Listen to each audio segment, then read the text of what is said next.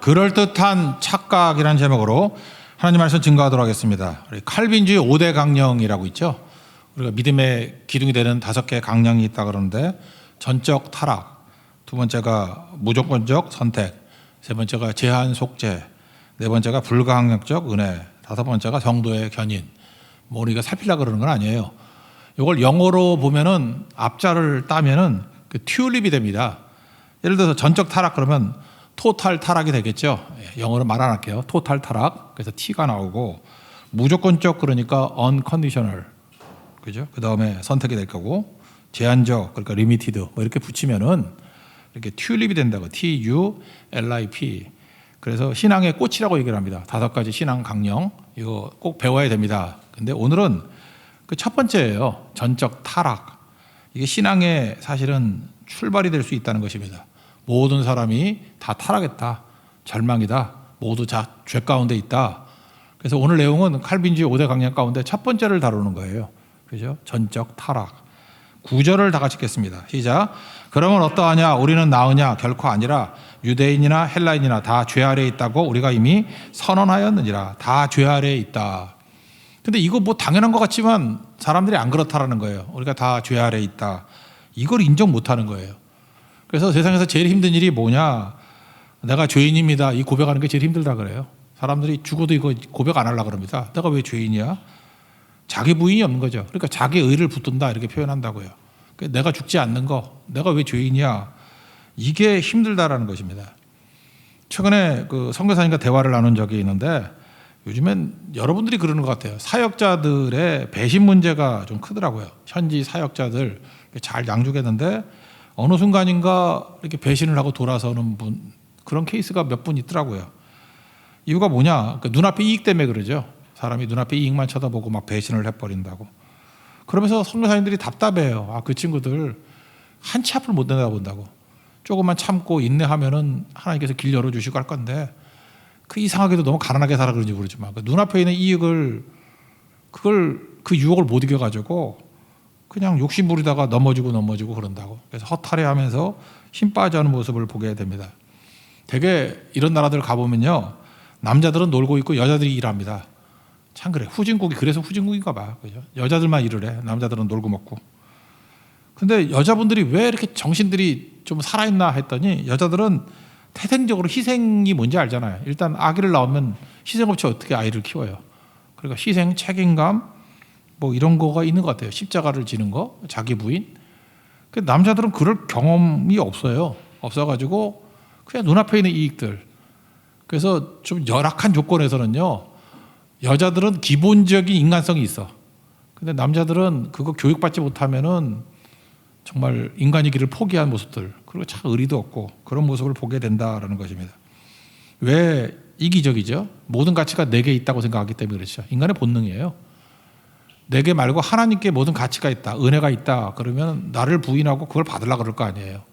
근데 내가 결정하는 거, 내가 붙드는 게 다야 이렇게 믿는 사람은요, 절대로 자기를 포기 못합니다. 그러니까 이기적인 것만큼 어리석은 게 없겠죠. 그래서 의리를 몰라요. 의리. 여러분, 의리라는 게 뭐예요? 의가 디카이오순의 관계라 그랬죠. 우리가 의로운 관계, 하나님의 의 그럴 때 의가 뭐예요? 관계가 좋다 그런 뜻이거든요. 그러니까 의리를 지키지 못하면 관계가 다 깨져 버리겠죠. 그러니까 바보들이나 그런 거예요. 관계를 통해서 열매를 맺는다는 걸 모르고 그러니까 눈앞에 있는 이익을 얻고 관계는 다 깨져 버려요. 그러니까 굳이 말한다 그러면 수렵 채집 뭐 이런 거 있어요. 옛날에 원시인들 수렵 채집, 그냥 이렇게 주워오고 옆에 있는 과일 주워 먹고, 그거 다 없어지면 어떡할 거예요.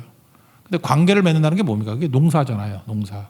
씨 뿌리고 물 주고 거름 주고 추수하는 거. 관계를 통해서 얻는 그런 게 있어야 되는데 이게 없다라는 것입니다.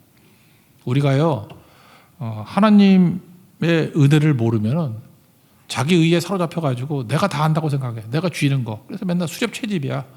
눈에 보이는 거 붙들고 눈에 보이는 거 미끼에 빠지고 참 어리석은 인생을 살게 된다라는 것입니다.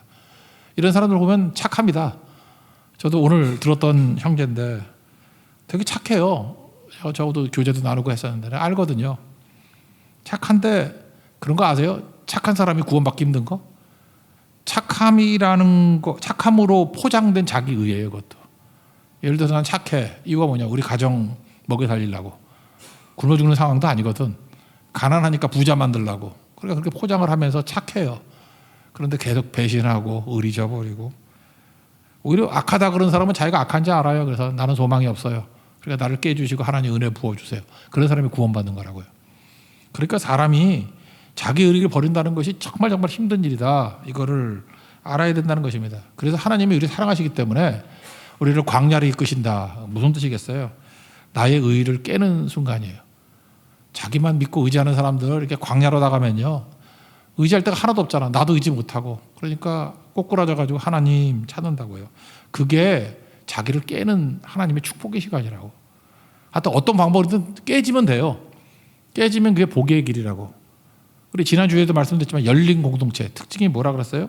우리만이 아니고 다른 사람들에게 다 이렇게 열려서 복음 증거하고 영혼들 건져내는 제사장 나라 되는 게 하나님의 교회의 특징이라 그랬죠. 그 열린 공동체가 되려고 그러면 나하고 케미컬이 맞지 않는 사람들도 만나야 될 거 아니에요. 나하고 케미가 맞지 않는 사람을 만나면은 자기 부인의 순간이죠. 나를 부인하지 않고 어떻게 그런 사람 만나? 나하고 뭐 취향도 안 맞고 기분도 안 맞고 성향도 안 맞고 수준도 안 맞고 그래요. 그러니까 내가 깨지는 거예요. 자기 부인, 자기 십자가, 자기 희생 있지 아니하면 열린 공동체가 될 수 없다는 것입니다. 그래서 교회가 열린 공동체가 된다. 자기 부인의 시간이라고. 그리고 상대를 살리는 시간이고. 그래서 이렇게 생각하면 됩니다. 하나님께서 왜 내게 이렇게 케미 안 맞는 사람들 자꾸 붙여가지고 관계가 힘들지? 나 죽으란 뜻이에요. 죽으면 다 맞춰 나갈 수 있습니다. 그러면 그 사람들을 살리는 능력이 임하게 된다라는 것입니다. 여기 보니까 10절부터 12절까지 한번 읽어봅시다. 시작. 기록된 바 의인은 없나니 하나도 없으며 깨닫는 자도 없고 하나님을 찾는 자도 없고 다 치우쳐 함께 무익하게 되고 선을 행하는 자가 없나니 하나도 없도다. 그러니까 의인 없다 그런 뜻이죠. 이게 어디서 나온 말씀인지 알죠? 그 시편 14편에도 나오고 53편인가 거기도 나오고 두 번 나오잖아요. 그죠?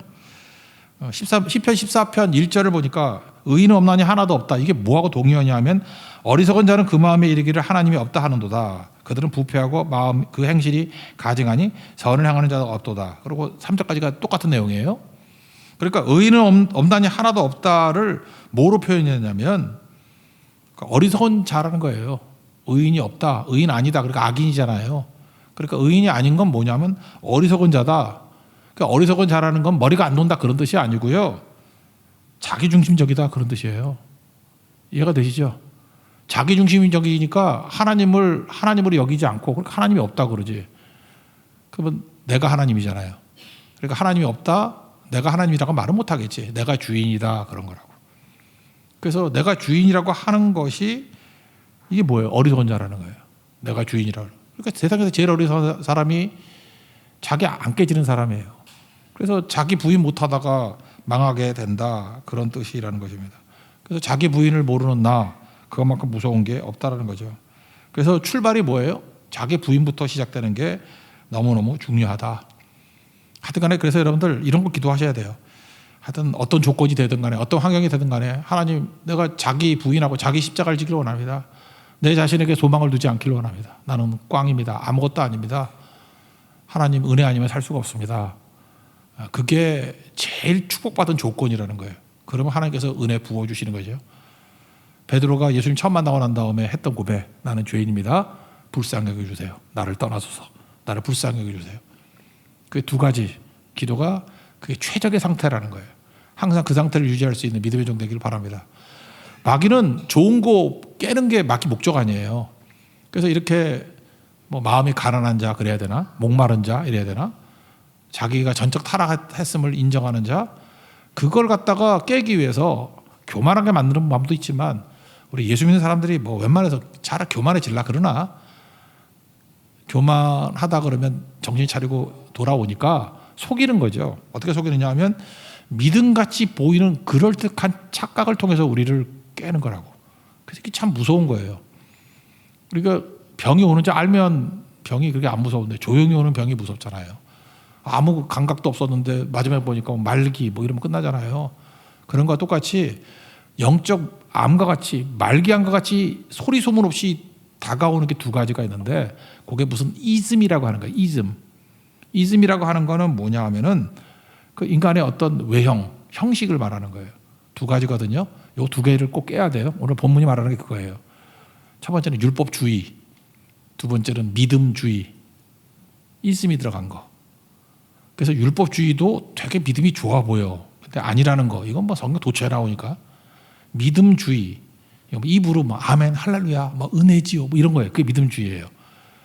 마태복음 7장에 가면 주여 주여 하는 자마다 천국에 가는 거 아니다. 그럴 때 주여 주여 하는 자, 그런 게 믿음주의거든. 뭐 야고보서 같으면은 뭐 행함이 없는 믿음은 죽은 믿음이다. 영혼이 없는 몸이 죽은 것 같이 행함이 없는 믿음은 죽은 거다. 그런 게 믿음주의. 믿음주의의 특징은 뭐냐 하면은 입만 살아 있는 거예요. 로마서 10장에 가면 믿음이 뭐였어요? 머리, 마음, 입 일치돼야 되는 거죠. 이게 같이 가야 믿음인데 머리도 없고 마음도 없고 입만 살아 있으면 이건 가짜겠죠. 근데 우리는 보이는 게 입으로 고백하는 것만 들리잖아. 그래서 입으로 고백한다고 그게 다는 아니죠.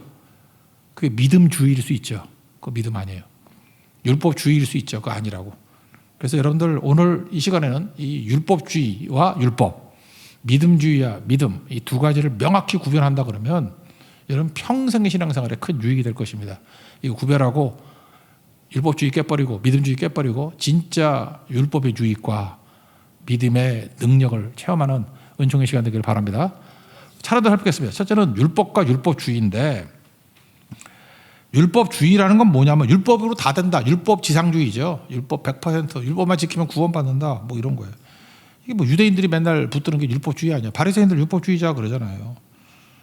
근데 우리 같이 제대로 된 믿음을 갖고 있는 사람은 율법은 제한적이라는 거예요. 원래는 좋은 거예요. 제한적이고 율법이 하는 역할은 두 가지. 성경에 나오는 이미지예요. 거울의 역할과 진단의 역할. 의사 같으면 진단과 치료가 있죠. 진단의 역할만 하는 게 율법이다. 이런 겁니다. 먼저 일단 율법은 그냥 소위 말하는 구약에서 말하는 말씀이에요. 말씀이 율법이잖아요. 구약에서는 율법이 말씀의 말씀. 동의어예요. 율법은 하나님이 주신 것입니다.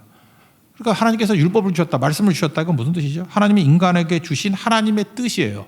이게 하나님의 뜻이고 이게 하나님의 계획이고 이게 복받는 길이고 이게 잘 되는 길이고 그러니까 율법 좋은 거죠. 말씀이 좋은 거와 마찬가지로. 그래서 앞에 나오잖아요. 유대인들의 유익이 뭐냐 그랬더니 말씀을 맡았다 그런 거죠. 우리 맨날 찬양하잖아요. 주 말씀은 내 발의 등이요 내 길의 빛이니이다. 여기서 말하는 말씀이 율법이죠. 하나님이 우리에게 율법을 주셔서 내 발의 등이 되고 내 길의 빛이 되어 줍니다. 근데 문제는 뭐예요? 우리가 죄인이거든요. 그래서 이거 다 못 지킨다고. 좋은 기준인데 못 지켜요. 그래서 못 지킴을 아는 것, 그게 율법이에요. 율법은 기준인데 기준대로 못 삽니다. 그걸 깨우치는 데까지가 의미가 있다라는 것입니다. 그래서 20절에 나오잖아요. 죄를 깨닫게 하는 거. 율법이 말하는 건 뭐냐면 율법이 없으면 뭐가 죄인지 아닌지 모르잖아요. 근데 제일 큰 죄가 뭐예요? 예수님 안 믿는 게 죄라고. 그런 걸 깨닫게 만들잖아요. 그죠? 그러니까 죄를 깨닫게 만드는 게 율법의 역할이다. 그러니까 율법은 거울이다. 그런 뜻이겠죠. 20절 읽겠습니다. 시작. 그러므로 율법의 행위로 그의 앞에 의롭다 하심을 얻을 육체가 없나니 율법으로는 죄를 깨달음이니라. 그래서 율법은 거울과 진단인데 거울의 역할을 한다는 거예요. 이 거울의 역할을 같이 한다. 그래서 구약적인 냄새가 나면서 구약적인 율법을 설명하는 게 야고보서예요.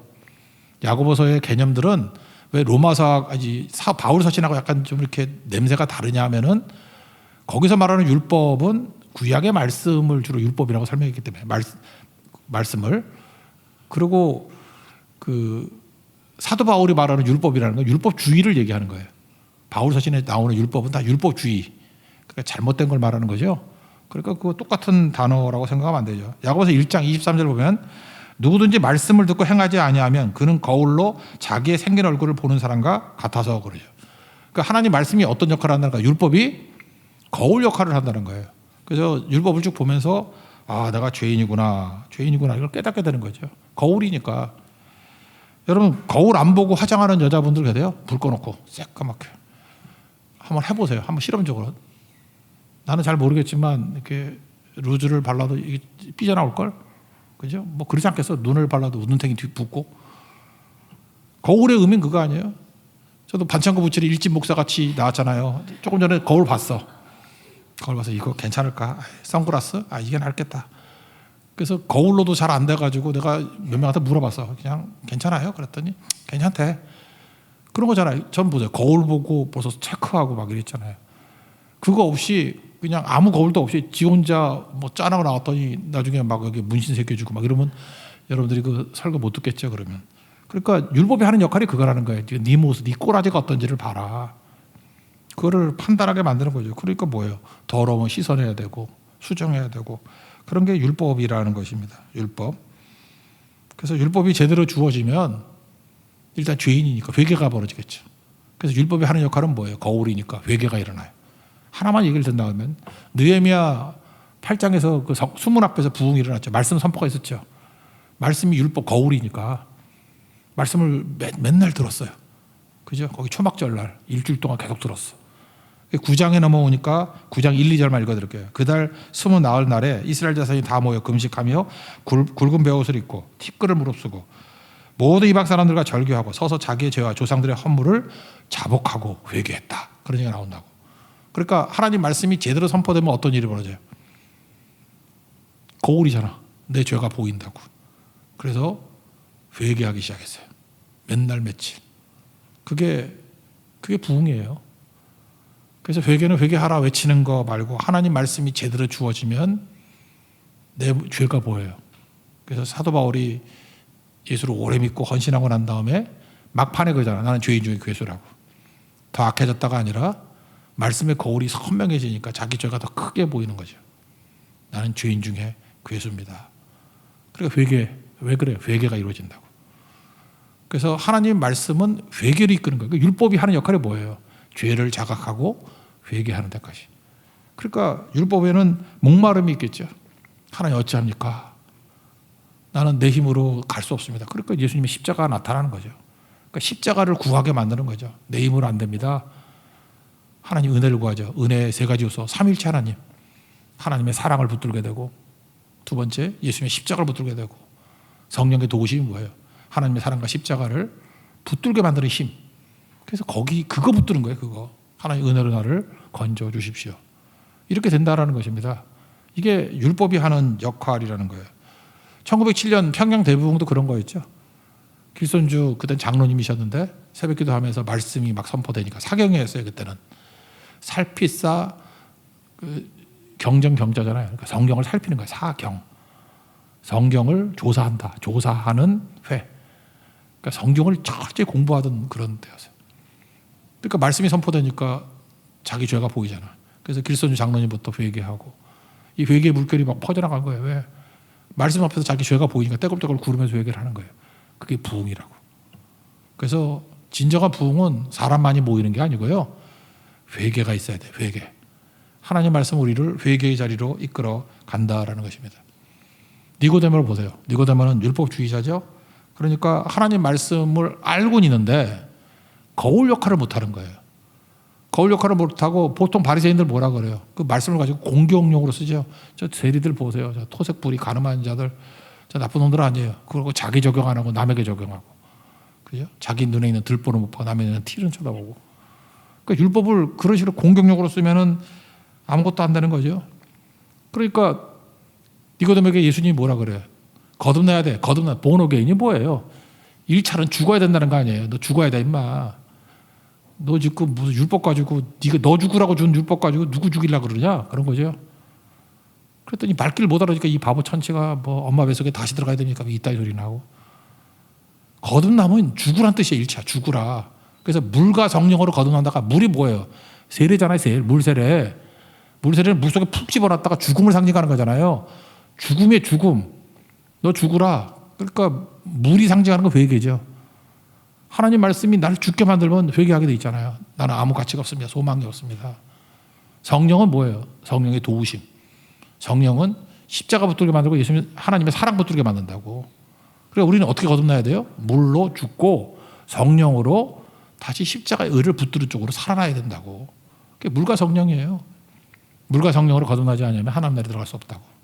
그런 말씀입니다. 그러니까 1차적인 건 죽는 걸 강조하는 거죠. 죽는 거. 죽어야 일어서게 된다. 성령께서는 우리를 예수님의 십자가 붙들게 만들고 또 우리 자신을 죽게 만들어요. 깨진다 그러죠. 그 성령 충만하면 우리가 고운 가루같이 돼버려요. 그래서 성령 충만한 사람의 특징이 뭐냐면 소리가 없어요. 근데 가끔 이게 성령 충만하다 그러면서 자꾸만 자기 자랑하고 내가 뭐 얼마나 뭐 헌신했는지 자꾸만 이러면은 갸우뚱하죠. 저거 성령 충만하고 틀린데. 성령께서 하신 일이 뭐라고요? 십자가 붙들고 나를 깨고 죽이는 일을 한다니까요. 고운 가루가 되면 소리가 안 나죠. 뭐 쌀가루도 이렇게 흔들면 소리가 날 거 아니야. 쌀가루도. 그죠? 근데 이 고운 가루, 이게 분말 형태로 되면 소리가 안 나잖아요. 성령께서 우리를 깨트린다고요. 우리를 깨트리면 소리가 안 나요. 깨트리게 만들어요. 그리고 하늘의 은혜로 우리를 건지게 만들고 은혜 받게 만들고 그게 성령께서 하시는 일이라고. 그러니까 이게 문제가 없겠죠. 그러니까 율법이 하는 역할은 뭡니까? 거울이라고요. 거울. 그래서 우리를 깨트리고 회개하게 만든다고요. 그 율법의 역할이에요. 뭐 같은 얘기인데 거울 말고 또 진단이라고 얘기했어요. 진단과 치료. 이게 뭐 의사들 접근하는 거네요. 율법은 엑스레이하고 같은 거죠. 어떤 사람이 아프대. 그래서 뭐 저도 그랬어요. 엑스레이부터 찍었거든. 엑스레이 딱 찍었더니 뭐 이렇게 팔도 아프대. 엑스레이 찍었더니 겉으로는 모르잖아요. 근데 뼈가 금이 갔어. 뼈가 부러졌어. 엑스레이 나오죠. 근데 우리 인간들은 참 묘해요. 피곤하게 잠깐만 죄 그러냐 그래. 율법 얘기하는 싫다고. 율법을 얘기하면 죄가 나오니까. 이건 이거하고 똑같은 거죠. 그 병원에 가서 종합검진 안 받으려는 분들 있죠. 그 가라도 안 간대. 왜 안 가냐 그랬더니 혹시 병이 나올까 봐. 참 그 전형적인 죄인의 모습이야. 그죠? 너 갔다가 혹시 무슨 병 있다 그러면 어떡할? 모르면 병 없어지는 거예요? 그거 아니잖아요. 그 율법이 하는 역할이 딱 엑스레이라니까. 진단하는 거예요. 진단. 너 어디가 아파? 어디에 문제가 있어? 문제 있는 것 같이 보여? 어디가 부러졌어? 어디가 금이 갔어? 그게 율법이라고요.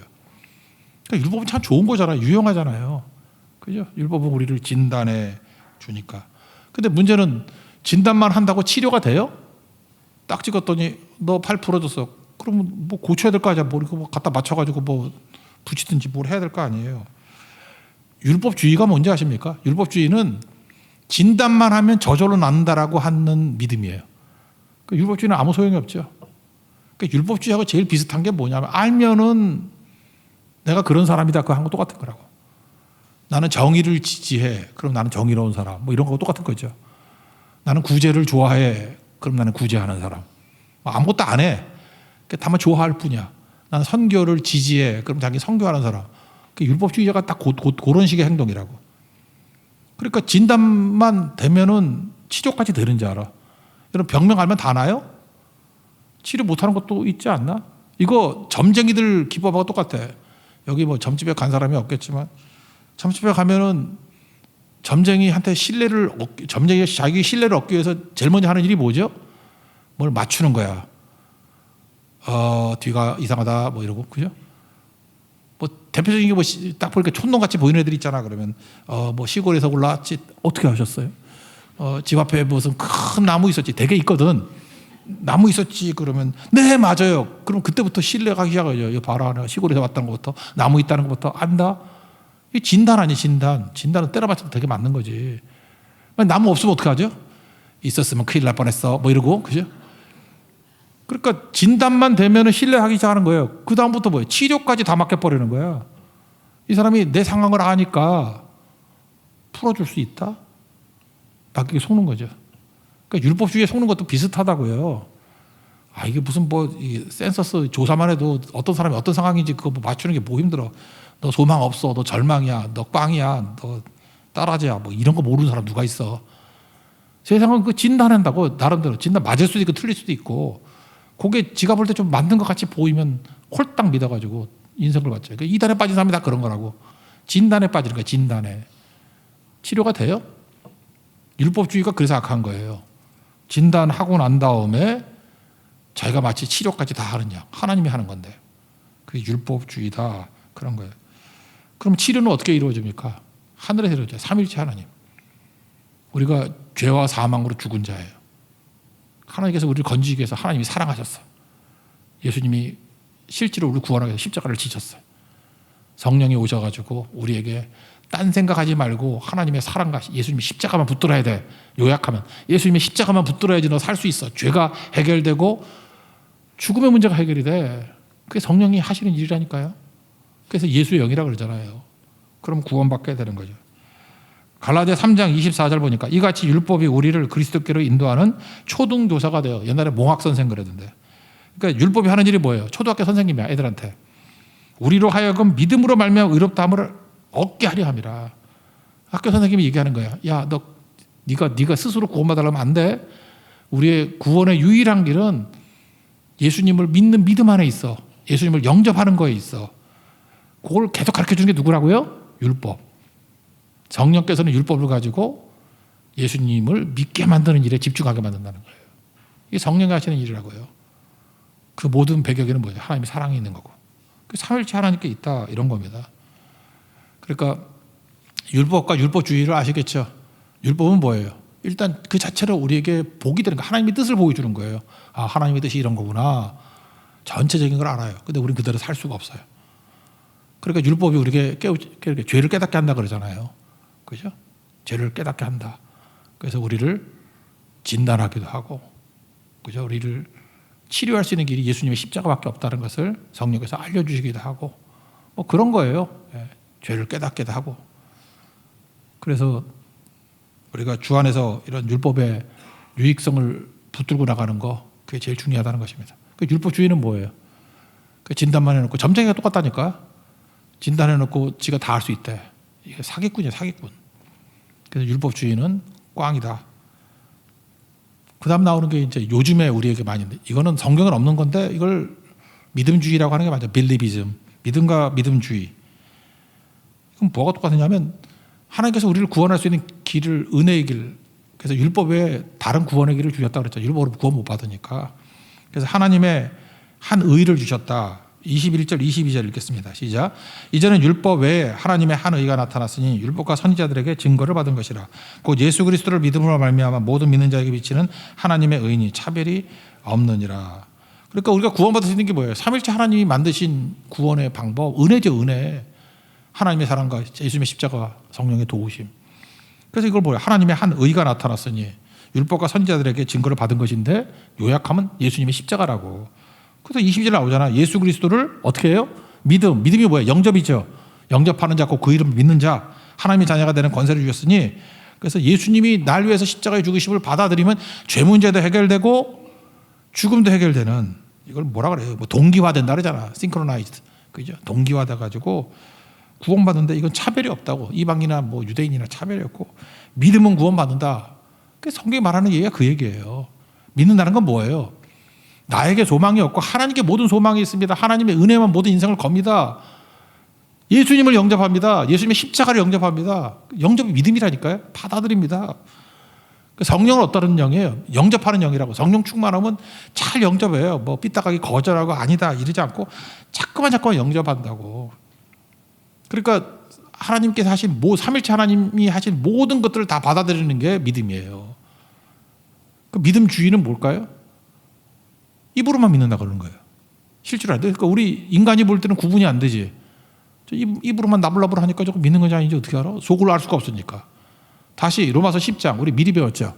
10장 2절에 보니까 뭐라고 나와요? 올바른 지식으로 나온 게 아니라 열심히. 그러니까 머리가 있어야 되죠. 올바른 지식. 하나님에 대한 지식과 하나님의 구원에 대한 지식. 주님이 알려주신 그 율법 내용들 있잖아요. 구원의 방법들. 그거를 알고 있어야 되죠. 그리고 마음으로 믿어. 여기서 믿어는 뭐예요? 영접해서. 마음으로 맞습니다. 내가 죄인입니다. 나를 불쌍히 여겨주세요. 예수님이 이루신 모든 것들 내가 영접합니다. 받아들입니다. 수용합니다. 인정합니다.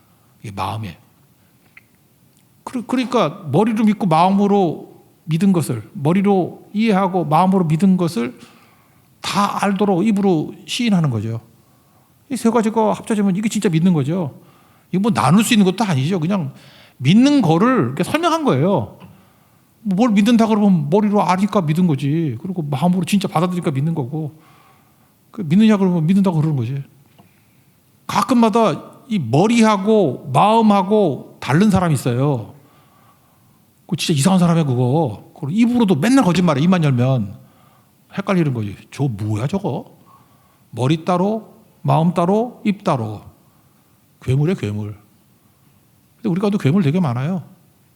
이게 다를 수 없는 거죠. 머리로 있는 거 마음으로 받아들이는 거고 입으로 시인한 거고. 그게 뭐 힘드나? 그래서 로마서 10장 10절 사람이 마음으로 믿어 의에 이르고 입으로 시인하여 구원에 이르느니라.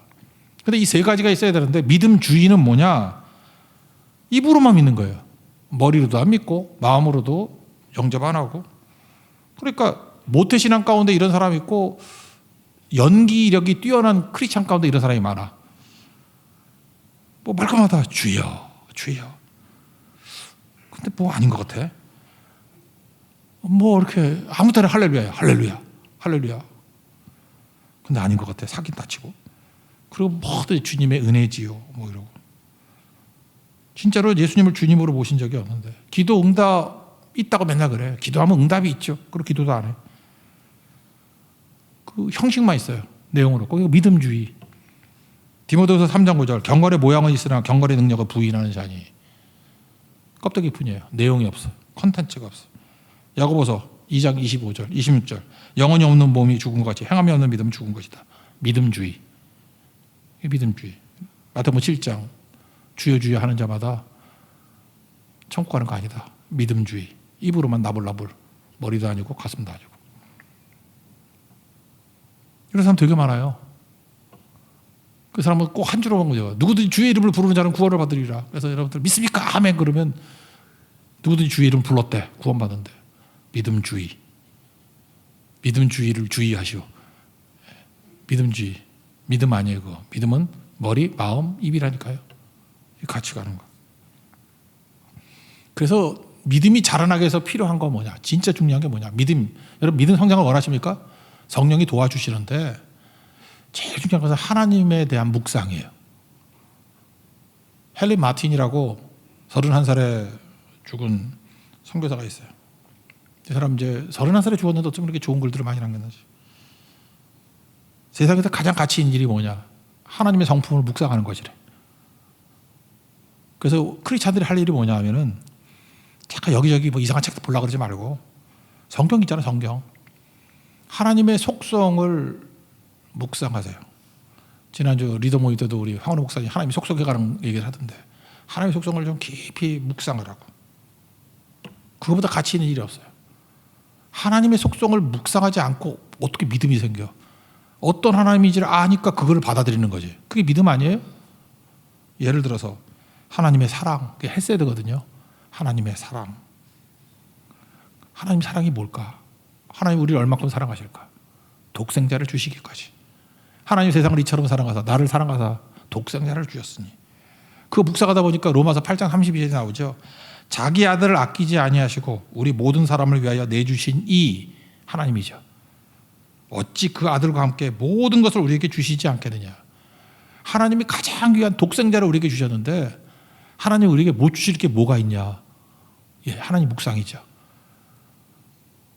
그러니까 바울은 하나님 묵상을 한 거예요. 하나님 속성을 묵상한 거예요. 하나님의 사랑을 묵상하니까 이런 게 나오잖아요. 다 주시는 사랑. 오래 참으시는 사랑. 여러분 옛날에 그런 말 들어봤어요? 사이가 오면 닭 잡아준다는 거. 그게 무슨 뜻이냐면은 요즘에는 치킨이 지천을 깔려 있고 이제 15일에 드디어 KFC가 이제 일찍으로 오는데 참 우리 교회하고 이 닭하고는 영향이 많잖아요. 베드로도 뭐 닭 울 때. 그래서 여러분들 약간 마음이 울적하거나 믿음의 성장이 더딜 때 KFC 가가지고 한 2마리씩 먹고 회개하고 올라오고 그러면 돼요. 그죠? 이 닭하고 하여튼 교회하고 영향이 아주 큰 것 같아요. 그죠? 근데 옛날엔 닭이 귀했거든요. 닭은 몇 마리 없잖아요. 고기가 귀했으니까. 고기가. 옛날에는 소는 함부로 못 잡았어요. 자기 소라 할지라도 국가에 등록돼 있어. 그래서 나라의 허락을 받아야 소 도축이 되는 거예요. 왜? 그건 국가 자산이거든. 그러니까 고기를 어떻게 먹었겠어요? 양반들이나 고기 먹었지 뭐 쌍놈들은 고기도 못 먹고 뼈다귀나 몇 개 주워 오면 그거 몇 달째 구워 먹고 그랬다고. 우리 한국에는 소고기에 한이 맺힌 민족이야. 그죠? 그래서 소고기 먹자 그러면 아무하고나 소고기 안 먹잖아. 그런 게 있잖아요. 근데 이제 닭이 좀 보편적이었거든요. 닭이. 닭이 보편적인데 사위가 귀하죠. 왜 귀해요? 부모 입장에서 딸이 귀하잖아요. 자기 가장 귀한 딸을 줬잖아요. 그러니까 가장 귀한 딸도 줬는데 그 다음 귀한 게 닭이었거든. 닭을 못 주랴. 그런 거예요. 그래서 사위 오면 닭 잡아준다. 지금은 제일 귀한 게 뭘까? 하여튼 뭐 그런 거예요. 그죠? 되게 귀한 거. 아니, 딸도 줬는데 그 다음 귀한 거 못 줄 리가 있겠냐. 그런 뜻이거든요. 하나님 입장에서 뭐라고요? 이게 말씀이 똑같다고. 독생자 예수님을 날 구원해서 주셨는데 하나님이, 전능한 하나님이 못 줄 게 뭐가 있어. 이게 하나님의 헷세에 대한 묵상이에요. 무궁무진으로 나오죠. 하나님 사랑에 대한 묵상만 한 한나절 해도요 힘이 생겨요. 헨리 마틴 얘기예요. 하나님의 사랑이 이런 거구나. 용기 100배에서 두렵지 않고 세상을 향해서 나아갈 수 있다는 것입니다. 또 하나님의 지혜에 대해서 한번 묵상해 보세요. 하나님의 지혜. 우린 답이 없죠. 우리 맨날 뭐 문제 생기면 풀어달라 뭐 이거 있으면 내가 생각하는 길이 몇 개 없잖아. 사지선다행도 안 나와. 우리는 뭐 되게 둘 중에 하나야 뭐 이런 거. 답이 없습니다. 그때마다 우리는 하나님께 구해야죠. 하나님은 답이 있으십니다. 맞습니까? 예수님이 길이라고 그러잖아요. 나는 길이요 진리요 생명이니. 길, 진리, 에메트. 그게 정답이라는 뜻이거든. 그죠? 생명이라고. 살 수 있는 길. 다 똑같은 얘기예요. 길이요 진리요 생명. 예수님이 답이에요. 예수님이 답이라고. 우린 그러잖아요. 왜 빠른 해결을 안 주십니까? 그럼 또 그런 거죠. 아까도 얘기했잖아요. 광야의 의미가 뭐예요? 자아를 깨트릴 수 있는 좋은 기회거든. 내가 깨져야 하나님의 은혜의 그릇이 돼버리지. 은혜로 사는 게 100배, 1000배 훨씬 강해요. 나로 사는 것보다. 우리 그 성교지에 있는 그 멍청한 녀석들 눈앞에 있는 이익 얻는 거, 그거 얻으면 뭐 할 거야, 그거. 얻어봐야 그거 뭐 몇십만 원인데. 사실 그 사람을 위해서 내가 보니까 선교사님이 준비한 게 몇천만 원, 뭐 더한 길도 준비하고 있는데 이 바보야. 그 몇십만 원 때문에 그를 위해서 내가 볼 때 한 10년만 낸다 그러면 몇 억 이상 내는 길들을 예비하고 있는 것들이 있는데 그걸 놓쳐버리잖아요. 그러니까 뭐 하나님의 지혜가 우리 지혜보다 훨씬 나아요. 믿습니까? 그럼 난 답이 없습니다. 그럼 주님 답이 있습니다. 그럼 기다려야죠. 요셉을 보세요. 요셉 뭐 자기 현상 보면 팔려가고 뭐 보디발의 아내가 뭐 유혹하고 막 이러잖아요. 그만 눈앞에 이익을 취했다 그러면 요셉 그거 얼마나 어리석었겠어. 근데 하나님의 지혜를 믿었죠. 하나님 무슨 뭐 악도 선으로 만드시겠지, 갚으시겠지 뭐 이러면서 믿고 기다리잖아요. 죽치고. 그랬더니 하나님의 지혜가 승리하죠. 그런 거예요. 그래서 하나님의 지혜를 묵상하라고. 그래서 여러분 너무너무 힘드니까 답이 없습니까? 절벽 가운데 있습니까? 그때 좀 일기라도 써라. 하나님 아무리 생각해도 답이 없어요. 이거 못 풀어요. 이거 없는 답이에요. 없는 답. 이거 답 있으면 내가 손에 장을 지진다 그러면 그냥 끓지 않는 장에다가 손가락만 집어넣다 뺄게. 뭐 이 정도로 해보라고. 그리고 시간 지나가지고 하나님이 그 문제를 어떻게 푸시나. 그러면 이 찬송이 나오죠. 로마서 11장. 깊도다 하나님의 지혜와 지식의 풍성함이요. 이 노래 괜히 나오는 게 아니에요. 바울도 그랬던 것 같아. 지가 생각할 때 답이 없었어. 이게 뭐야? 그렇잖아요. 자기가 로마로 간다 그랬더니 뭐 감옥이나 잡히고 뭐 이게 뭐야 그랬더니 오히려 자기를 죽이려는 사람에게 더 보호해 주시고 로마까지 돈도 안 들이고 국비로 가고 또 거기 가서 감옥에 있었더니 감옥은 감옥인데 자유롭게 행동할 수 있는 뭐 무슨 어떤 가택 연금 정도 감옥이야. 그리고 또 알아서 로마 군인들 와가지고 전도할 것도 없어. 지들끼리 알아서 하루에 24명씩 와가지고 교대로 그것도 제자훈련 받게 만들고. 그래서 고백하는 게 뭐예요? 깊도다 하나님의 지혜와 지식의 풍성하며 이렇게 고백하잖아요. 우리 인생이 그렇다고요. 이 찬송에 나와야 돼요. 하나님 묵상이 필요하다. 하나님 묵상. 작정과 선민도 마찬가지죠. 세상에 우연이 어디 있어. 우리 예수 믿는 사람들 우연이야. 우리의 만남은 우연이 아니야. 그런 놀라운 복음성가 있죠. 예. 우리의 만남은 우연이 아니야. 우연이 어디 있어. 우연이. 예수 믿는 사람은 절대 재수 없다 이런 소리 쓰면 안 돼. 왜 재수가 없어? 재수가 없기는. 작정이 뭐예요? 하나님 플랜이에요. 섭리가 뭐예요? 성취하는 거라고. 우리가 모르는 하나님의 놀라운 계획이 있고요. 하나님이 그 하나님 방법으로 그거를 이루시는 게 섭리라고. 하나님이 작정하시고 섭리하신다고. 이것만 묵상해도 뭐 어마어마하죠. 뭐 전지전능 이건 말할 것도 없습니다. 다 알고 계시는데 뭐 우리 함부로 어떻게 넘어지겠어요. 전능하신 하나님인데 뭐 할 수 없는 게 어디 있겠습니까? 하나님의 때 하나님 방법으로 다 이루시겠죠. 그래서 여러분 설교할 때 왜 자꾸 하나님의 속성에 관한 설교를 많이 하는지 알아요? 믿음은 하나님 바라볼 때 성장하는 거예요. 하나님 묵상할 때 믿음이 자라는 거라고. 우리가 믿는 하나님이 어떤 하나님인지를 명확히 알아야 우리 믿음이 강력한 믿음이 되는 거라고요. 그거 아니면 맨날 물 떠놓고 난 다음에 자기 소원이나 빌지. 내 소원이 이루어지길 원합니다. 그게 무슨 믿음이에요? 자기 강화시키는 거지. 그건 깨져도 더 깨져야 되고. 얘가 대한예수교 조계종인 줄 알아요? 그거 아니라고. 내가 깨지는 거, 내가 깨지는 거. 내가 죽어야 되고 내가 박살나야 되고 하나님의 뜻이 하나님 방법으로 이루어지는 게 믿음이죠. 그걸 받아들이는 거. 하나님 묵상하십시오. 그 다음 성령이 왜 필요해요? 성령 충만함이 왜 필요해요? 성령 충만함이 있어야 하나님의 가치를 볼 줄 알고 하나님의 은혜를 받아들이고 믿는 거, 영접하는 게 가능하다고. 그래서 뭐라 그래요? 이것은 너에게서 난 것이 하나님의 선물이라. 그때 얘기를 했죠. God saved you. 하나님이 너를 구원했다. By His grace. 은혜로 말미암아 when you believed. 그 다음 마지막이 뭐예요? 너에게서 난 것이 아니고 하나님의 선물이라. It's a gift from God. 하나님께서 선물을 뭘 줘요? 믿음을 주신다고. 믿음.